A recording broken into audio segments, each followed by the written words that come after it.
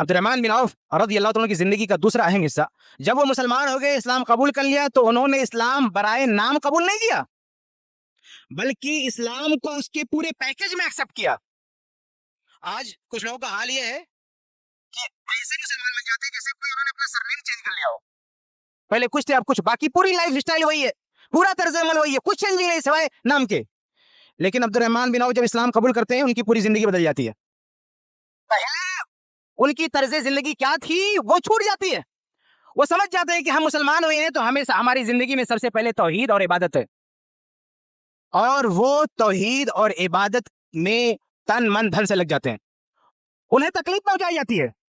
मक्का में वो सही तरीके से इबादत नहीं कर पाते तो हिजरत करके हबशा चले जाते हैं, फिर वापस आते हैं, और फिर दूसरी जो सबसे बड़ी हिजरत है मदीना की, हिजरत करके मदीना चले जाते हैं।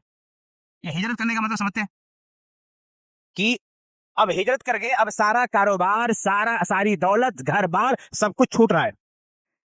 मक्का का इतना बड़ा आदमी, इतनी बड़ी दौलत वाला, इस्लाम कबूल करता है और देखता है कि इस जगह पर, इस लोकेशन पर हम इस्लाम पर अमल नहीं कर पा रहे, लोकेशन चेंज कर दिया, कहीं और चले गए, और ये कदम उठाते हुए इतनी बड़ी कुर्बानी देनी पड़ रही है कि सारी दौलत सब कुछ जा रहा।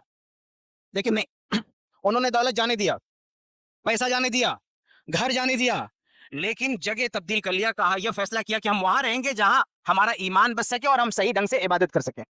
हमें क्या सबक मिला? आज हम में से अक्सर मालदार और पैसे वाले वो लोकेशन चूज करते हैं, वहां शिफ्ट होते हैं जहां सोर्स ऑफ इनकम ज्यादा हो, अतः नजर इसके कि वहां ईमान सलामत है कि नहीं, वहां इबादत करने के लिए मस्जिद है कि नहीं, वहां इल्म हासिल करने के जराए है कि नहीं, उससे कोई लेना देना नहीं। हमारा बिजनेस, हम सबसे बेहतर तरीके से अपने बिजनेस को कहां से ऑपरेट कर सकते हैं, वहां हम शिफ्ट होंगे, ये हमारा डिसीजन होता है।